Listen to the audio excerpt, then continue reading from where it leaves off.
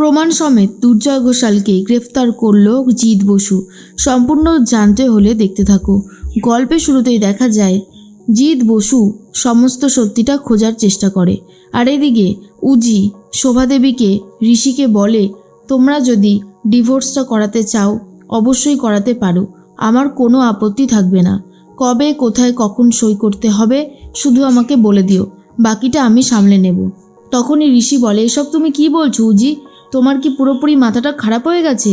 এই বলেই উজির দিকেই যাচ্ছিল ঋষি, কিন্তু শোভাদেবী ঋষির হাতটা ধরে নেয় আর বলে, মাঝে মাঝে নিজেকে একটু আটকাতে হয়। ঋষি বলে, মা তুমি এসব কি বলছো? উজি আমাকে ডিভোর্স দিলে আমি কোনোদিনও ভালো থাকতে পারবো না, কারণ উজিকে আমি ভালোবাসি। শোভাদেবী বলে, আমি শুধু চাই তুই ভালো থাক, তোর যেন কোনো ক্ষতি না হয়, কিন্তু বারবার তুই অনেক ক্ষতির মুখে পড়ছিস, যেটা আমার একদম ভালো লাগছে না। শুধু চাই তুই যেন ভালো থাকিস। এর মধ্যেই নিশা বলে, চল উজি, এখানে আর এক মুহূর্তও নয়। এই বলেই নিশা উজিকে টানতে টানতে নিয়ে চলে যায়। ঋষি বুঝতে পারে না কি করে নিজের মাকে বোঝাবে যে এই ডিভোর্সটা কোনোভাবেই হতে পারে না, এই ডিভোর্সটা হলে কারোর জন্যই ভালো হবে না। তার মধ্যেই ঐশী ফোন করেছে দুর্জয়কে, আর দুর্জয় তখন বলে, কি হয়েছে ঐশী, বলো কি বলতে চলেছ? ঐশী বলে, মেশো তুমি একদম ন্যাকামো করো না, হ্যাঁ আমি কিন্তু তোমাকে ভালোভাবে চিনি। দুর্জয় বলে, আরে আমি ন্যাকামো করব কেন, শরীরটা ইদানিংকালে ভালো যাচ্ছে না, একটু বিশ্রাম টিশ্রাম নিচ্ছিলাম এই আর কি। বলো কি বলতে চাও? ঐশী বলে, কে কে আমার ভাইয়ের ওপর অ্যাটাক করেছে? তুমি বারবার কেন এই জিনিসটা করছো? তোমাকে বারণ করেছিলাম না? এটা ঠিক যে উজিকে আমরা কেউই এই বাড়ির বউ হিসেবে রাখতে চাই না, কিন্তু তুমি আমার ভাইকে এত বড় একটা বিপদের মুখে ঠেলে দিলে কেন? কেন তুমি আমার ভাইকে মারার চেষ্টা করলে বলো তো? দুর্জয় বলে, আরে ঐশী, এসব ধান্দা আমি অনেক দিন আগেই ছেড়ে দিয়েছি, তোমাদের কোথাও একটা ভুল হচ্ছে। আর এরকমভাবে ভুল করে আমাকে এখন এসব জিজ্ঞেস করছো, অদ্ভুত অদ্ভুত কথা বলছো। ঐশী বলে, আমি কোনো ভুল কিছু বলছি না, যা বলছি তা যে একদম ঠিক সেটা তুমি অন্তত ভালো মতন জানো। দুর্জয় বলে, আমি কারোর কোনো ক্ষতি করতে লোক পাঠাইনি, আমি এখন নিজেকে সামলে নিয়েছি। এই বলেই ফোনটা কেটে দেয়। ঐশী বুঝতে পেরে যায় এই সব কিছুর পেছনে দুর্জয় ঘোষালই আছে। তখনই শঙ্খকে বলে, শোনো শঙ্খ, মেশোর সাথে মিলে অনেক বাজে কাজ তুমি করেছো। দেখো আমাদের উদ্দেশ্য একটাই, উজি যাতে এই বাড়ির বউ না হয়, কিন্তু মানুষের ক্ষতি করা না। আর ওই নিশা, ও কিন্তু এখনও বলে গেছে তোমাকে আর ওই মেশোকে পেলে ও ছাড়বে না। নিশা কিন্তু বড়সড় একজন ক্রিমিনাল, হ্যাঁ ওর সাথে তুমি পেরে উঠবে না, কারণ ওর অনেকের সাথে ওঠাপড়া আছে, ওর কাছে ভালো পাওয়ার আছে। সবটাও জেনে শুনে নিজের পায়ে অন্তত কুড়ুলটা মেরো না, বুঝতে পারলে? তখন আর কোনো কথাই বলতে পারে না শঙ্খ। এর মধ্যেই ভানু, নিশা আর উজি তিনজন মিলে বাড়ির পথে রওনা দেয়। আর তখন উজির কাছে একটা ফোন আসে। উজি বলে, আসল সত্যিটা আমি খুঁজে বার করবই, কে ঋষি ব্যানার্জির এত বড় ক্ষতি করতে চেয়েছে, কে আমার দিদির ভয়েসটা এরকমভাবে আর্টিফিশিয়াল ইন্টেলিজেন্সি দিয়ে বানিয়েছে। তখনই ভানু সেই সুযোগে নিশাকে সাবধান করতে থাকে আর বলে, নিশা তুই একটু সাবধান হ রে, উজিকে দেখতে পাচ্ছিস তো, উজি কিন্তু এখন মরিয়া হয়ে উঠেছে, ও কিন্তু সত্যিটা খুঁজে বার করবেই। মহারানীকে সেটা যদি একবার খুঁজে বার করতে পারে তাহলে কিন্তু তোর জেল হবেই হবে, তুই বুঝতে পারছিস আমি কি বলেছি? নিশা তখন বলে, এই শোন, এখন না আমি এই সমস্ত কথা শুনতে একদমই রাজি নই। ভানু, আমার কয়েকদিনের মধ্যেই 10 কোটি টাকার বিজনেস করতে চাই, না হলে হবে না। ভানু বলে, তোর কি মাথা খারাপ হয়ে গেল নিশা? তুই নিজেও বুঝতে পারছিস না তুই ঠিক কী বলছিস? কত বড় বিপদে পড়তে পারিস তুই। তোর পিছনে অলরেডি জিৎ বসু লোক লাগিয়ে রেখেছে, বারবার তোর সম্পর্কে অনেক ইনফরমেশন কালেক্ট করছে, আর তুই কিনা শেষে এই সমস্ত কথা বলছিস।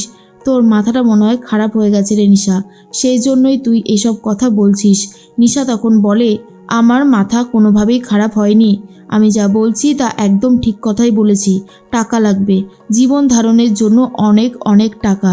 এর মধ্যেই সবাই তো বাড়ি চলে যায়।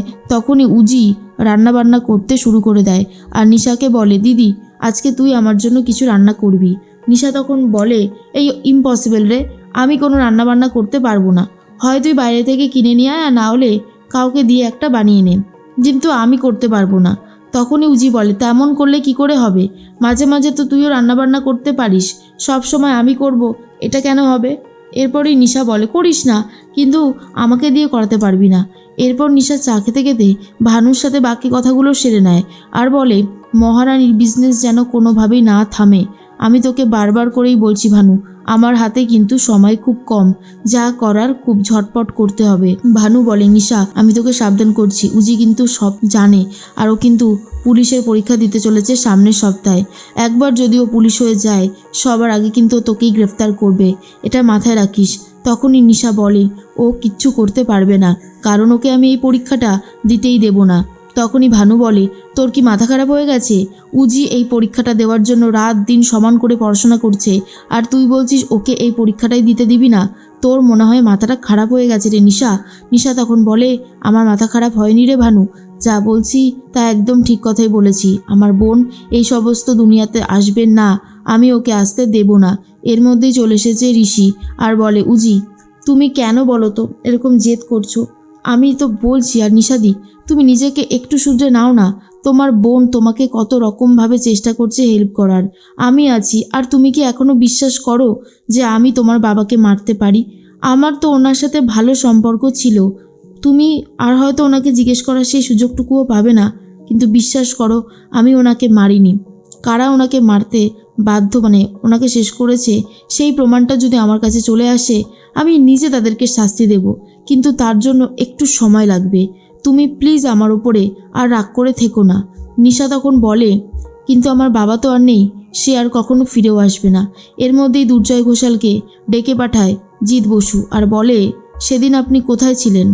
তখন দুর্জয় এদিক ওদিক বলে ম্যানেজ করার চেষ্টা করে, কিন্তু ম্যানেজ করতে পারে না। আর একটা প্রমাণ দেখিয়ে দেয় জিৎ বসু আর বলে এই ছেলেটার সাথে আপনি কি কথা বলছিলেন এত রাতে? তখন দুর্জয় বলে আরে আমার গাড়ির মধ্যে খুব সাফোকেশন হচ্ছিল, তাই একটু বাইরে বেরিয়ে এসেছিলাম, আর উনি আমাকে একটা ঠিকানা জিজ্ঞেস করছিল, বারবার বোঝানোর সত্ত্বেও বুঝতে পারছিল না, তাই আমি একটু রেগে গিয়েছিলাম। জিৎ বসু বলে কিন্তু আপনি যে মিথ্যে কথা বলছেন তারও প্রমাণ আমাদের কাছে আছে। দুর্জয় তখন ভাবে সর্বনাশ, তবে কি আমি ধরা পড়ে গেলাম? এদিকে ঋষি উজিকে বলে তুমি এখানে পড়তে পারবে না, তুমি আমাদের বাড়িতে চলো, সেখানে গিয়ে পড়াশোনা করবে। দেখো নিশাদি কিন্তু তোমাকে এই পরীক্ষাটা দিতে দেবে না, কারণ এই পরীক্ষাটা দিয়ে তুমি যদি একবার পুলিশ অফিসার হয়ে যাও তাহলে সবথেকে বেশি যার অসুবিধা সে কিন্তু তোমার নিজের দিদির নিশাদি। সেজন্যই তোমাকে সাবধান করছি। আড়াল থেকে নিশা সমস্ত কথা শোনার চেষ্টা করে উজির সাথে ঋষি ঠিক কী কথা বলছে। তখনই ঋষির কথা শুনে উজি প্রশ্ন করে কেন আমার দিদি কেন চাইবে না যে আমি এই পরীক্ষাটা দিই? তখনই ঋষি বলে কারণটা হলো তোমার দিদি চাইবে না যে তুমি পুলিশে জয়েন করো আর তারপর তোমার দিদির কুকীর্তিগুলো সামনে আনো। কিন্তু ঋষির কথা শুনে উজি সত্যিটা বুঝতে পারে যে ঋষি যে কথাটা বলেছে সেটা একদম ঠিক কথা।